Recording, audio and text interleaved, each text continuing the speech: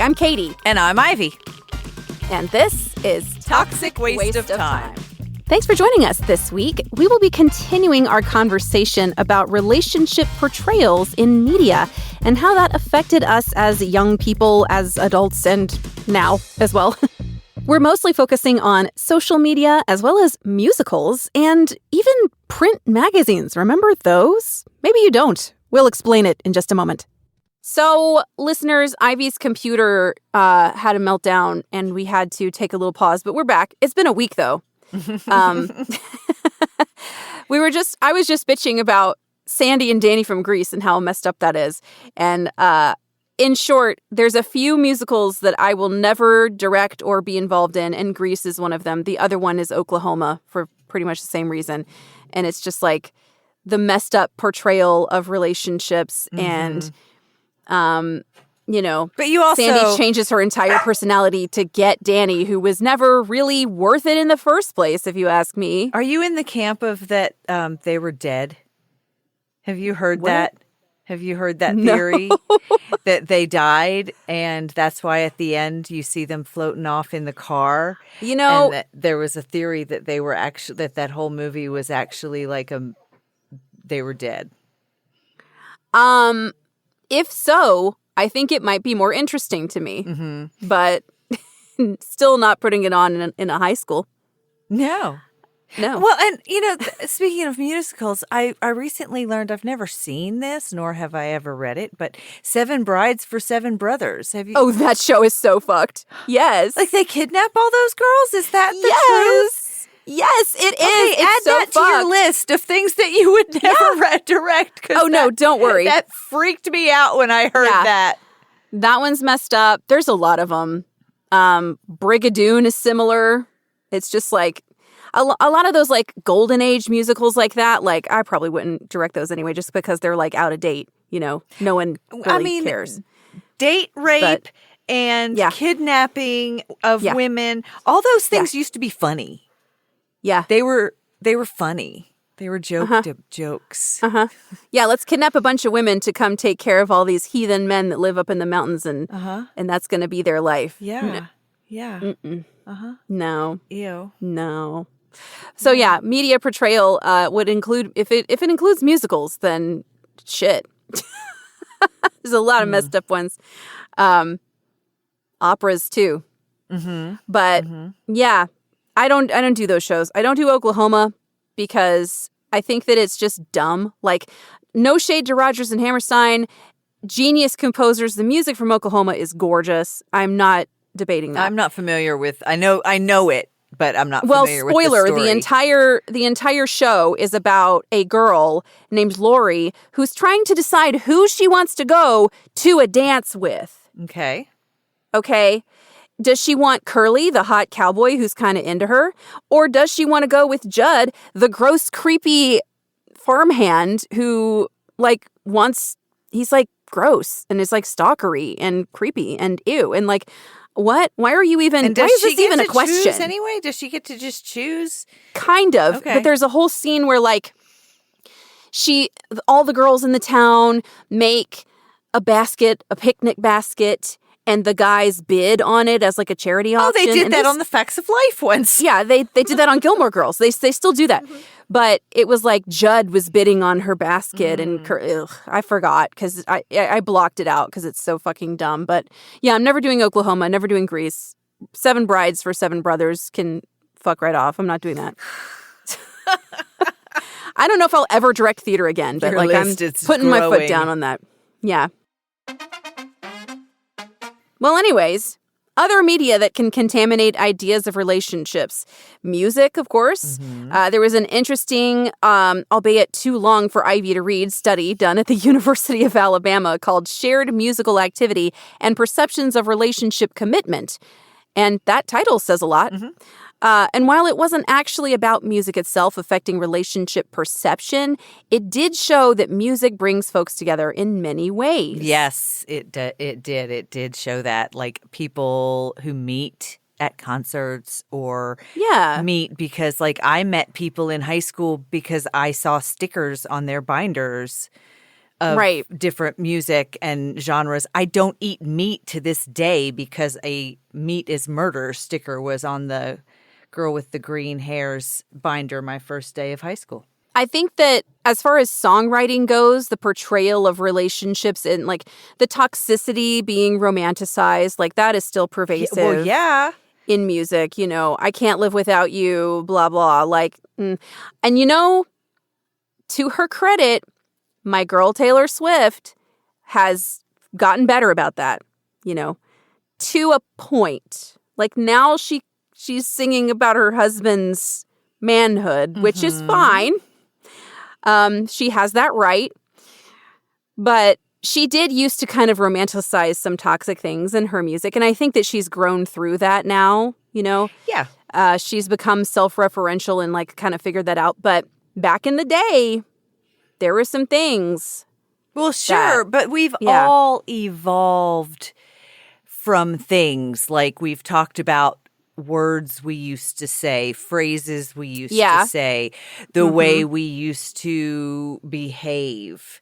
But speaking of the toxicity in music, there was a song years ago by The Police called Every Breath You Take. Do you know that song? I am quite familiar, yes. My entire 8th grade class thought it was the love song to end all love songs. And then I heard Sting in an interview, and I looked it up to make sure I got this quote correct. He said, "I think the song is very, very sinister and ugly, and people have actually misinterpreted it as being a gentle little love song when it's quite the opposite." I mean, Katie, it was about stalking, literal stalking. Oh, yeah, it's terrifying. Yeah. I picked that up pretty much immediately the first time I heard it. And I was like, ew, what? Why is this song cool? No, I didn't pick that up. I was a little 8th grade girl who was head over heels for Stan Head, and that was my song. Right? So when I wrote this script, this is funny to me.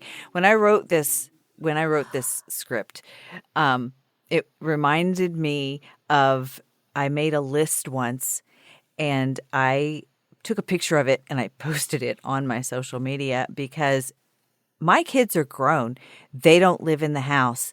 And I wrote my list like I had children at home, and I wrote the word toys, like I was going to pick up toys in, laundry, dishes, toys. I was like, oh my God. So print, when I was making a list of things, media that influences, I wrote print. But folks don't really look at magazines anymore. I had to think about what you even meant by that. I know. Back to magazines, those ancient artifacts. Magazines.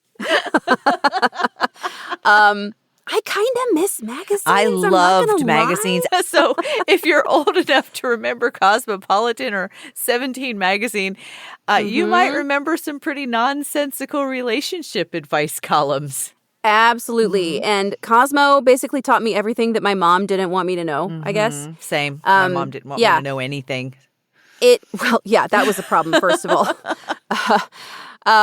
But it did give me some probably messed up ideas about relationships, and I would obsess over the quizzes and stuff like that. It was just bad. I think that it was a worse influence on my body image than it was on my ideas about relationships. Social media, surprising no one, is the absolute worst influence over absolutely everything and everyone. The end. Yeah, there you go. End episode. that explains it. Yeah, social media sucks. I was telling my mom messaged me today, I can't believe that so-and-so commented this on this picture of my cat that I posted. And I was like, Mom, that's why Facebook is the worst and I don't do it.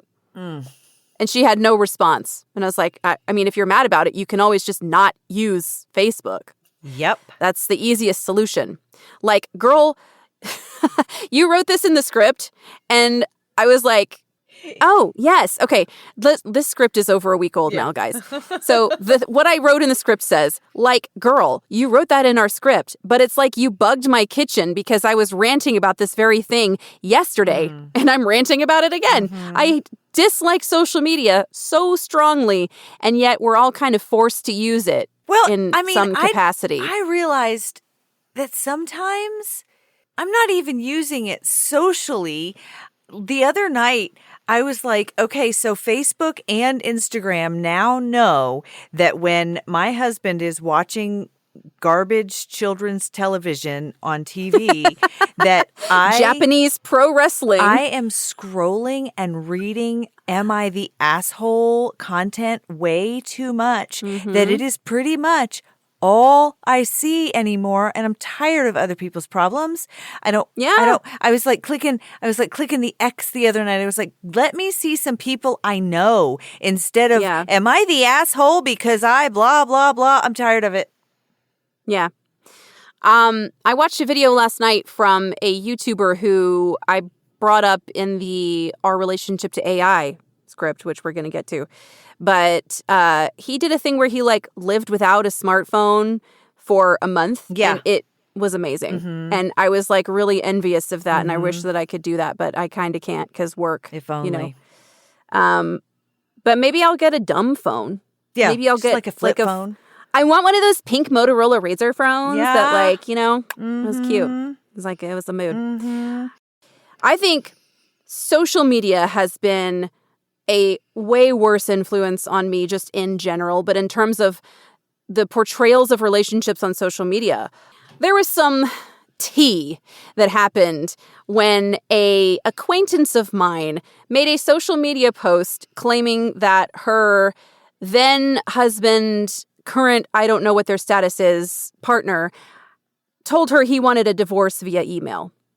She posted this on social media and made it everybody's problem. A lot of couples did that for a long time. My friend Jenna and I talked about that a lot of times because a lot of people have more drama on their social media than me because I don't let just anybody be my friend.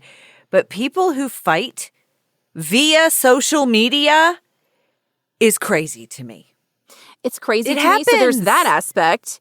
But there's also the aspect of oh, look how perfect we are. Me and my boo have been together for so long. And blah, blah, blah, blah, blah.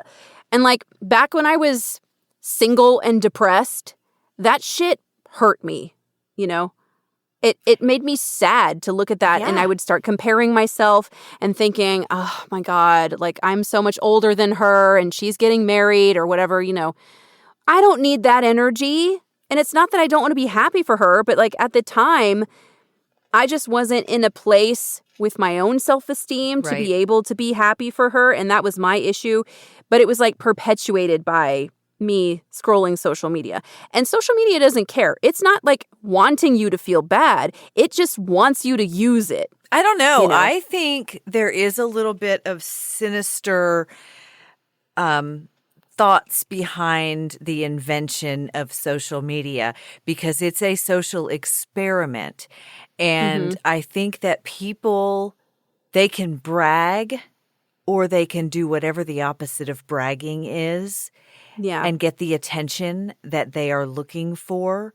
If I wanted to, I could go on social media and I could make up whatever I want to have people feel sorry for me.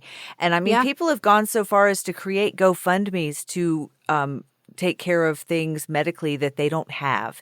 I've listened to podcasts about people who pretended to have cancer, and you can fake anything on social media, anything but you know want to. Yeah. Karma is going to get you anyway. And people who... People who give their... as an example, if your man doesn't smack you on the ass when he walks by you, he must not like you as much as my man likes me. That shit that kind pisses of shit me off. Is disgusting to me. I'm like, you know what? Everybody is different. Some girls don't want to be smacked on their ass. I don't mind it. My husband can smack me on the ass if he wants to. But here's the thing. If I were a less secure person, if I felt in any way my husband doesn't really love me, and I read that and I took it to heart and he walked past me and didn't smack me on the ass, I could have a meltdown. Yes, see, that's the thing. It perpetuated insecurity a lot for me. And it made it harder for me to grow through that and finally realize, like, I am happy in my relationship. I don't need to compare it to somebody else's relationship in order for me to decide that I'm happy. I can just know that I'm happy. And period, you know? Moving on, I think for the most part, the most influential forms of media that shape our early ideas of relationships are TV and movies. 100%. With social media following close behind. The whole social media thing, though, is blatant, outright, actual, real people trying to convince themselves and the world that their relationships are perfect. Or that they, you know, are unperfect and they get attention from it or whatever. It's just attention is currency on social media. Yep. And in our world now, that's how it is. Whereas fictional media like TV, movies, and books are more likely to push extremes for the sake of storytelling or more likely ratings, ad dollars, etc. I feel like we should just stop. Well, I mean, books and TV and movies, we really should know better than to take that so much to heart because we know it's not real. I put facts on my social media. I know that personally, if you look at my social media, I'm not lying to you about any of my relationships. I might not post the bad stuff. Yeah, but even that, just not posting the bad stuff or not posting the boring stuff gives us kind of a false view of what somebody's life is like, you know? And so, like, at that point, what's the point? I'm just posting pictures of shit I see when I'm walking. Yeah, you know, you do. Your Instagram, like when I flip through your Instagram, I'm like, look at that cute little goose statue. Yeah, it's like just stuff I see when I'm walking. So wholesome. Or Mr. Rogers. So, yeah. Like, I'm just like, oh, Mrs. H. There was Tell me about this article. Was a great article in Psychology Today from September of 2024. It was called How TV Lies to Us About Romance and Attraction by David Ludden, PhD. In it, he describes media as a mirror that reflects societal attitudes, making it a significant source of misinformation about the nature of love and romance for viewers because we spend so many hours consuming media entertainment, it can greatly influence our ideas about love and relationships quietly and subtly by the shows or movies, etc., that we watch. And since this is a podcast about relationships with everyone and everything, how has media influenced your relationships beyond the humankind, Katie? Beyond the humankind. That's a great question that I should have thought about before we reached this moment in the script. You have time to think about it now. It definitely perpetuates materialism. Yes. Wanting to have certain things that I see someone else have. If she has the 24 karat gold Labubu, I want the 24 karat gold Labubu. Not really. Fuck Labubus. They're not my thing. But like, you know what I mean. I do. It perpetuates fast fashion sometimes, which is really bad. And materialism and the environmental impact on it is just staggering. The ads that I see piss me off for the most part. And you can't get rid of them completely, you know? Right. Or at all when we were younger and more easily influenced. Yeah. And it gives me FOMO sometimes. Okay. You know, I'll see people traveling and stuff like that, and I'll be like, oh, I really want to do that. And like, that's, to me, having not traveled as much as I want to in my 40s now, like, that's a real regret that I have. And that's something that I try not to compare myself to other people with, and I know the reasons that I haven't traveled are valid to me and everything. I don't think it has influenced me in a positive way really much at all. Like the point of me getting on social media when it first happened, like let's rewind to 2001 or whatever, and like MySpace and Facebook were beginning to be things, right? The reason I did that was to stay connected with the people I already knew in real life, like my high school friends that I couldn't see every day anymore because I was in college. And it's not that anymore. I don't talk to those people anymore at all. Most of the people I follow on social media are like just people I think are funny or whatever. Right. You know, they're still basically strangers. So it's weird. It's weird and dystopian, and I feel like my life would just be better without it. But I have a TikTok with 6,000 people following me, and so I feel like I need to keep TikTok. Sure. But shit, you know? Did you ever notice, like in movies and TV shows, this is something that I've noticed as far as non-human relationships. Even the poor, quote unquote, poor kids in TV shows and movies had cooler shit than me.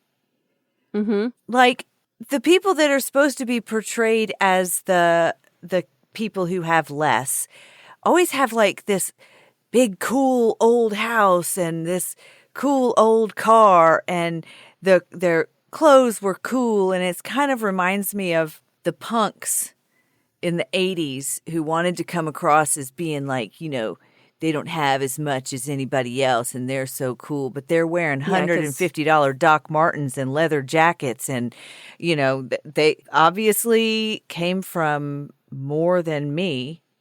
And I didn't grow up solidly upper middle class here. But how did these kids who try to act like they're so poor and they're so, you know, held down by the man have more expensive shoes than me? Yeah. Counterculture is interesting. Punk culture is interesting. My husband was a punk kid. I wanted to be a punk kid, but I was a youth group kid. So those two things...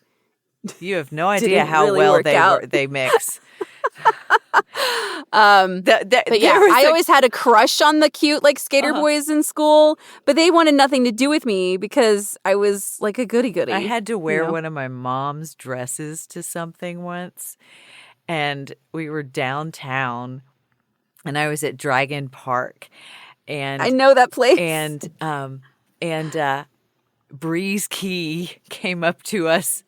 And for so long after that, he called me church lady because I was friends with people. But like the dress I had on was like this floral. We went to a Madrigals performance for my friend was in the Madrigals. I mean, and I had like this poofy sleeve here. And so, yeah, he called me church lady because it was like the one time I meet someone cool and I'm wearing this.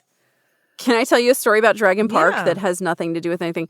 It has to do with my relationship with my husband. So I had never been to Dragon Park. When I moved to this area, I lived in Murfreesboro for a long time, only moved to Nashville in like 2019. Is he from here? So he's basically a Nashville person. Okay. But anyway, we went to Dragon Park. It was on our anniversary. This was before we were engaged. And we went to this park and it was lovely and it was cool and there were dragons there. There was and like a dragon. I just thought... a dragon, a really cool mosaic dragon. Yeah, and I loved it, and I was having such a great time. And there was like a moment where, you know, he kind of like hugged me up close to him, and I just felt like, this is the moment. He's going to ask me to marry him right now in front of this dragon statue. And then he reached in his pocket of his jacket, and he pulled out his fucking vape and started... And I was like, I am going to kill you. That's awesome. And he was like, why are you mad? I was like, no reason, nothing, it's fine. There's this awful couple on social media that the guy, that's their whole shtick. She's been waiting for him to propose and he keeps like faking her out on it. It's gross. I hate it too. No, Dragon Park asked him about it later. Hung out. That was like where... Yeah, he was like, he said, I didn't want to ask you to marry me in a place where I smoked weed as a teenager. And I'm like, you smoked weed everywhere as a teenager. He's like, I know. So we had to leave the state. So we went to Asheville. Oh, that's hilarious. But yeah, I was like, I thought it was really romantic. And he was just like, yeah, this is my like teenage hangout spot. We were punks and alternatives.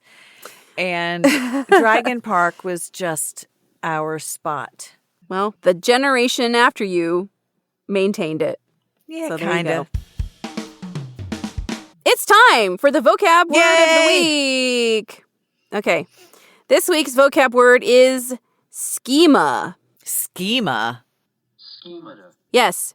So this means a diagrammatic presentation, broadly a structured framework or plan. a mental codification of experiences that includes a particular organized way of perceiving cognitively and responding to a complex situation or set of stimuli. Let me make this simpler for you. A schema is like a preconceived framework of how something is supposed to be or work. Okay. Mm-hmm. So the reason I chose this word for our vocab word of this week is because media can sometimes completely build a schema for us of how a relationship is supposed, quote unquote, supposed to be. And this can negatively affect how we actually choose to live in that relationship. The media I consumed as a young person in the 90s and early 2000s definitely developed the schema that I should be thin, pretty, and submissive to attract a man. And attracting a man was the only thing that mattered. Was the 90s and 2000s still preaching submissive? Yeah. Really? In the Southern Baptist community. Yeah. Oh, I would imagine in the religious so. media that I was consuming. Yeah. I listened to a lot of Christian music. I was involved in all of that. Okay. You know, and the books I read were generally, like, I think about Twilight, you know, and how, and just romance books in general, how submissive the female characters tend to be. And it was weird. See, I think my submissive, I mean, because I'm pretty submissive as far as I am a submissive wife. Yeah, you're more of a traditional. I am more traditional, but I didn't get that from the religion. I didn't get that from certainly not my mother, who submits to no one. Yeah, I didn't have that experience. I think I did it as a rebellion. That's interesting. I think I'm ironically submissive. You're ironically a trad wife? Yes. I had these portrayals. Yep. I was trying to explain you to Sean the other day, and that's the phrase that I used. You can't explain me. I wouldn't have been trying if it hadn't been like part of a story I was telling or something, you know. But yeah, I think that the media, the Disney stuff that I watched, the fantasy books that I read where the woman wasn't the main character, like, it's just weird how this happened, because as a little girl, I wanted to be Wonder Woman. I wanted to be Madonna. I wanted to be Barbie. You know, I wanted to be these strong women. And when I reached the age of like, oh, I have to find a boyfriend, that didn't seem to be getting me anywhere. So I kind of flipped and went with what the media was telling me that I needed to do, I guess, because otherwise I was too intimidating, or I was too much, or I was too something. See, I just think you can be both. I think that's the thing with me, is that I will not be put in a box. I'm not going to be told that if I'm this, I can't be this. Right. Well, you're absolutely right. I'm going to be whatever I want to be. I think that what you're saying makes perfect sense, but you can have both. Absolutely. And I know that now, you know, when we get into some more romantic relationship episodes, which, I mean, they're on the horizon. Yeah. We'll get there, guys. Yeah. But in particular, my first real boyfriend was incredibly controlling and abusive and wanted this traditional wife out of me, you know. And I had convinced myself at the time that that's what I wanted, because I was afraid of being alone again and that no one else would want me, you know. It really fucked me up. Well, the key to being quote unquote submissive is that it should be a choice. It should be It should not be a demand, because if someone is demanding that you submit to them, fuck that guy. Exactly. Girlfriend brain is what they call that. So that means that you hold your boyfriend's or your partner's hand, you let him lead you around wherever you are out in public. You don't have to think about it. You're completely safe. He's got you. And you don't have to watch your back, you know. He'll make decisions about what we're going to eat or whatever, because if he makes you feel safe to just breathe and let someone else drive, you know, and take care of you for a little bit, I feel like that can be really healthy. But it comes with the caveat of like, it should be your choice. Yeah. It should not be the default, unless it's just part of what you want. See, I think all relationships should be your choice. Yeah, obviously. I mean, yeah. Nothing should be forced upon someone. Yeah. And we should all be able to feel like we can be our complete, authentic, and total selves. Yeah. When we're with our partner or partners. We should also not be embarrassed about any of our relationships with non-human things. Like, I think we talked about that either in this episode or another episode where if you're hiding something, it's probably toxic. Mm-hmm. Yeah. But then there's things that people hide because they're ashamed because they think that people will make fun of them. Right. And that's kind of a different thing. Like if you are just the biggest fan of, I don't know, what's a show or a movie that's dorky? I guess if you're like the biggest fan in the world of Pokemon, okay, and you feel like you can't express your joy about Pokemon with your closest friends or the person you're dating or whatever. And I mean, that's kind of sad. Mm-hmm. Like if you really love it, it's fine. I mean, my son earns his living off Pokemon.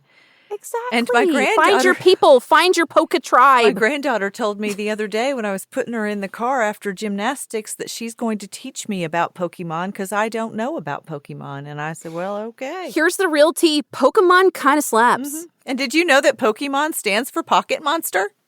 I did.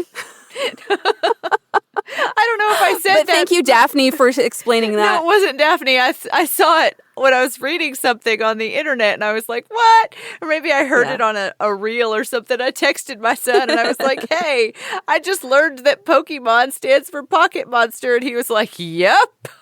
Yep. He said some of the older Japanese cards say Pocket Monster on them. I bet. And I bet they're worth a lot of money, dude. Yeah, That's cool. That's cool. Well, I'm pro Pokemon.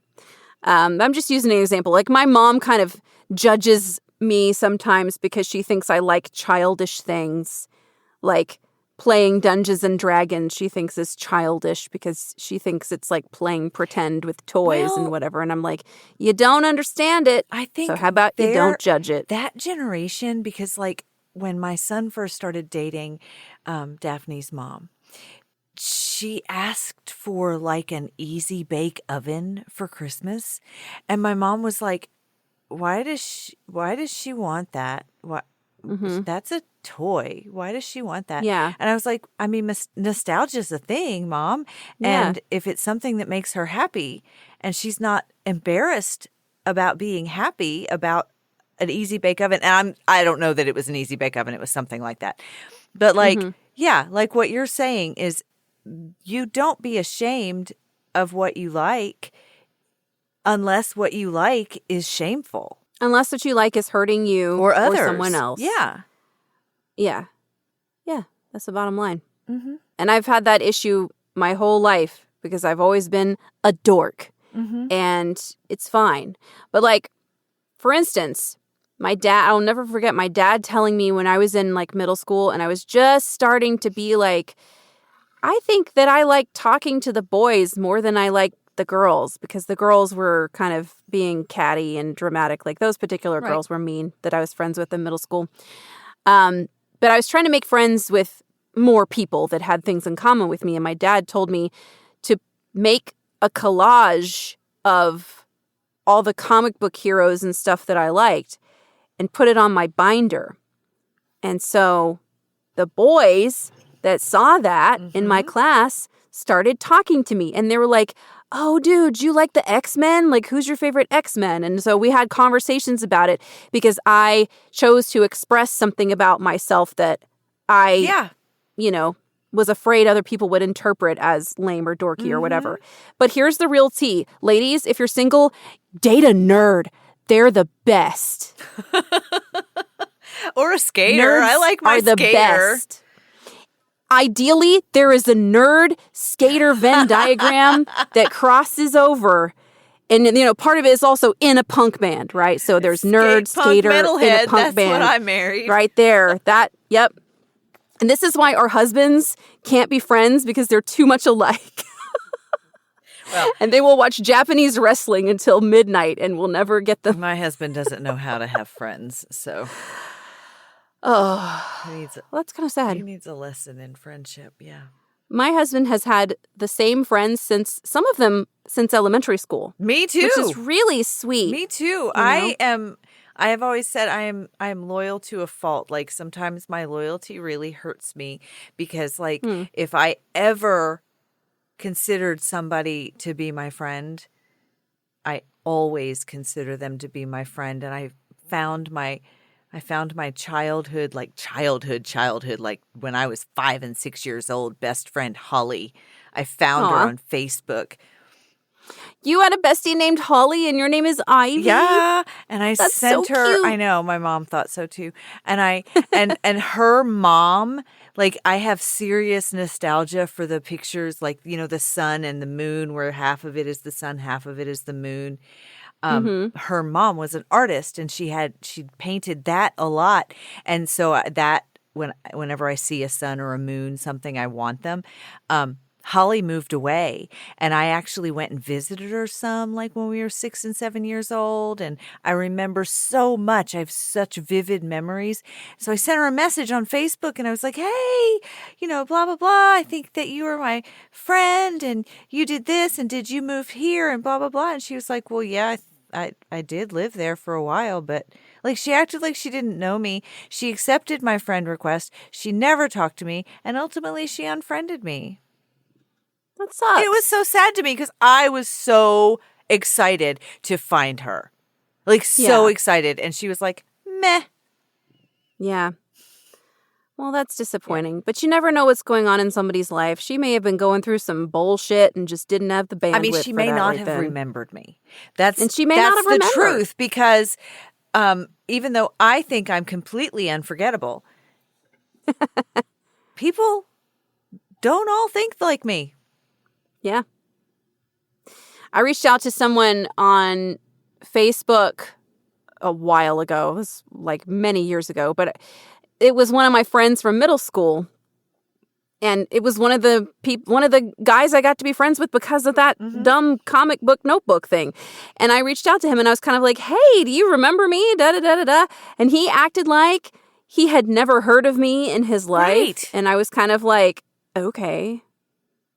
Whatever. Yeah, she's the only one that I've come across that has acted that way. Like, and I was like, I know you remember me. You have to remember me. Mm-hmm. We had so much fun together. Yeah. Well, our relationship to the portrayal of relationships in media, is it toxic? Oh, I think it's totally toxic. I don't even think it's toxic-ish. I think it's definitely toxic. Yeah, I think media is toxic. I think media definitely has the potential to be toxic. At least if it's not being thoughtful, you know. Media needs to be a little more self-aware of like what effects it might have. It's never going to do that. Longer term. But it's never going to do that. No, it's never going to do that. Yeah. Yeah. I think at the very least, parents need to be mindful of this, you know, in choosing the media that their kids consume. Parents only have a say in that for so long, though. And that's true. But when they're really little, you have a say. Mm-hmm. And I think, you know. Well, and also when they're little and even when they're not so little, helping anyone, not even just kids, helping each other understand that certain aspects of media are just not real. Yeah. Movies, books, TV, social media posts, people who post, you know, their ultra perfect romance, ultra perfect kids, their perfect everything is not perfect. Yeah. And we need to stop romanticizing toxic things. Yeah, relationships that are absolutely toxic are not romantic. Yeah. Songs, movies. I agree. TV shows that are not, they're not safe. Like the relationships are not safe. Are you familiar with dark romance as a genre? I've heard of it, but I'm not into romance in any way, shape, or form. Yeah, that's fine. I, as a narrator, have done a few dark romance books, and basically they are like, it's like toxicity as a kink sometimes. And wasn't 50 Shades of Grey toxicity as a kink? Yeah, it's that shit. Mm-hmm. And like, I'm not judging anybody that's into that. I am not into that personally because I have been through real toxic relationships and I do not want to be reminded of them in my, fantasy escape entertainment enjoyment time, But yeah, I think for sure we need to just be mindful of that and have honest conversations about what is and isn't toxic. What are the things about a relationship that we want to emulate, Because fucking Twilight fucked me up. Disney fucked me up. It just did. So that's where I stand. I get it. Yeah. I can see where, I don't know the first thing about Twilight, but I could see where Disney would fuck you up. Yeah, it did. The Little Mermaid specifically. Oh, I loved and I still love The Little Mermaid. I mean, I'm not a Disney adult, but I still have love for The Little Mermaid. It's just gonna be my favorite. I love mermaids. But yeah, I think that's where we're gonna end for today. Yeah, join us next time when we will be discussing our relationship to artificial intelligence and some of the crazy relationships to come out of that nonsense. This episode's going to be wild, as Ivy says. Wild. So please tune in for that. We would love to have you. If you have something to say to us, if we pissed you off today, leave us a comment about it. Yes. Bring it on. Yes. You know what else I would like for our listeners? I would like for our listeners to tell us about their most toxic relationship with anything at all. Yeah. It's been like, if it's a relationship with a thing, I confessed my toxic relationship with Milano cookies. Yep. Okay. It's out there. But yeah, if you have anything to say to us, please contact us. Our email is contact@toxicwasteoftime.com. We have an Instagram that's Toxic Waste of Time, and I don't know if there's any stuff on it yet, but there will be soon. Well, it's still all of the Bad Boss Detox stuff because I just changed the name. Facebook is Toxic Waste of Time. Share this episode with somebody. Please, yeah. That'd be great. Yeah, if you got a friend whose favorite movie of all time is Grease, I want to hear about it. There's a lot of people whose favorite movie of all time is Grease. Why do you love Grease? I don't get it. But I'm here to hear your opinion about it. I loved Grease. Let us know. I watched it on the sly because I wasn't allowed. I remember... Why? Because it had smoking and premarital sex? Oh, I wasn't allowed to watch anything. Are you kidding me? My mother made my dad turn Barry Manilow off because he was gyrating his hips sexually. Barry Manilow? Yes, she loved Barry Manilow. And then after Jesus came around, Barry Manilow was on the TV, and she gets so mad at me when I tell this story because she thinks I'm making fun of her. Barry Manilow was gyrating his hips. And my mother said, turn that off. He's gyrating his hips sexually. And I just remember that. Sexually. I remember it. It's too sensual. And then... No one should be allowed to have fun ever. Can you imagine if she had found out at the same time that he was also gay? What? You mean he's also homosexual, so he's gyrating his hips sexually for men?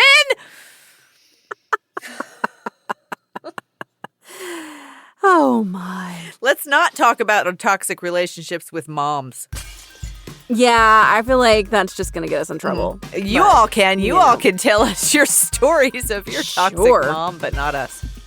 Absolutely. Well, that was a crazy episode that died in the middle and was resurrected a week later. I can't wait to hear how it comes together. I know. Thank you guys so much for joining us. We are having a blast talking and podcasting again. And join us next time. Bye-bye. Bye-bye.